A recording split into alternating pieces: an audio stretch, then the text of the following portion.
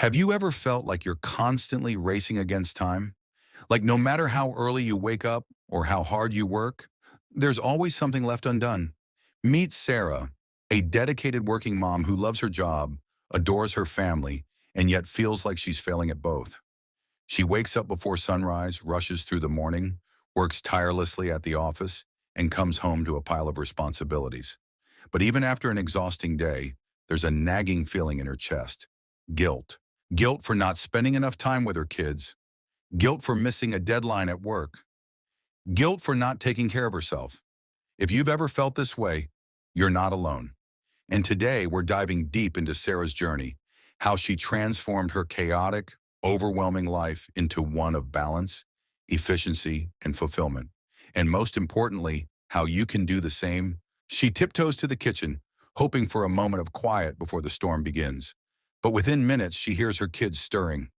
"Mom, where's my blue shirt?" her son shouts from his room. "Mom, can you help me with my hair?" her daughter yells from the bathroom. Sarah sighs, abandoning her half-drunk coffee. The morning routine is a blur. Packing lunches, finding lost homework, convincing her son to wear any shirt, and scrambling to get everyone out the door on time. By the time she drops the kids off at school, she's already exhausted. Sarah rushes into the office, barely making it in time for her first meeting. She opens her laptop, and the sight of 57 unread emails makes her stomach sink. She dives into work, but there's always something demanding her attention. A coworker pops in. "Hey, can you review this report?" Her boss emails, "I need an update on that project, ASAP." Her phone buzzes, a reminder that she promised to bake cookies for her daughter's school event tomorrow. Lunch, just a quick bite at her desk while answering emails. Evening, the second shift begins. By 6 p.m., Sarah rushes home. But her workday isn't over. It's just shifting to a different set of responsibilities. Homework, dinner, cleaning up, breaking up fights between the kids, answering a few more work emails. And then, the dreaded thought hits her. What's for dinner? Too tired to cook, she orders takeout again, feeling guilty for not making a home-cooked meal. Finally, after the kids are in bed, she sits down with her laptop, determined to catch up on work. But within minutes, her eyelids grow heavy. She drags herself to bed at midnight, knowing she'll do it all over again tomorrow. Lying there, she wonders, is this what life is supposed to be? One day, after yet another exhausting morning, Sarah arrives at work and slumps into her chair. She's barely keeping it together. Her coworker, Lisa, notices. "You okay?" Lisa asks. Sarah forces a smile. "Yeah, just tired."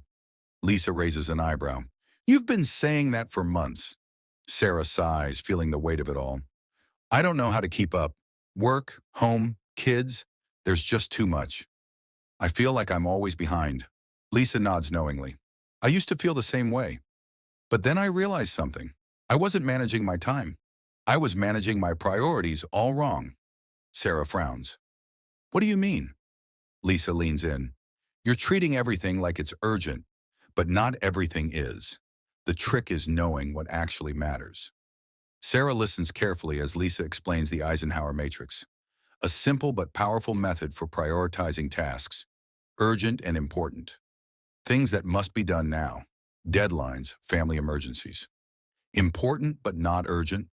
Things that matter but can be scheduled. Exercise, family time, career growth. Urgent but not important. Distractions that feel pressing but don't truly matter. Unnecessary meetings, minor tasks.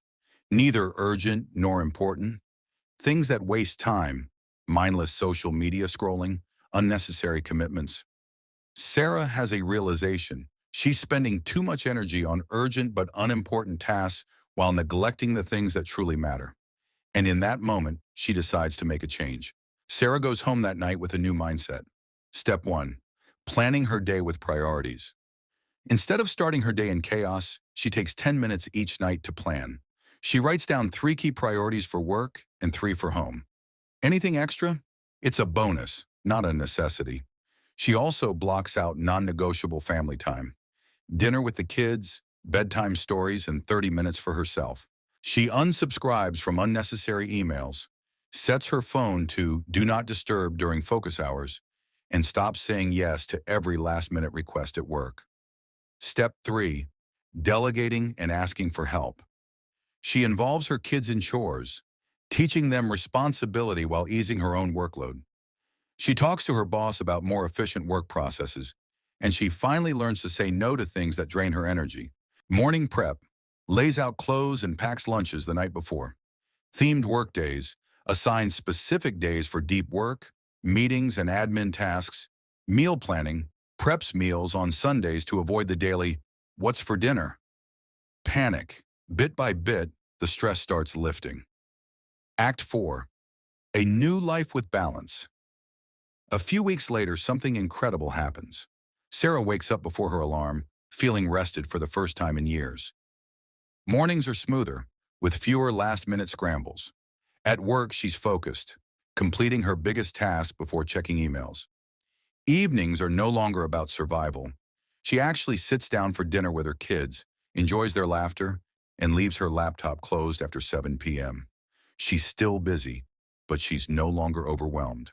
And most importantly, she's present. Sarah's story isn't unique.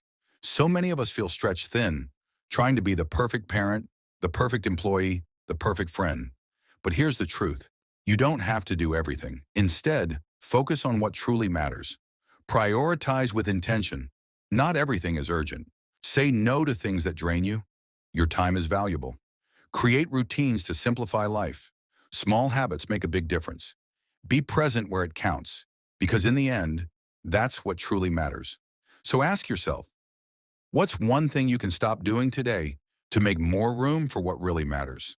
Because life isn't about doing it all, it's about doing what matters most.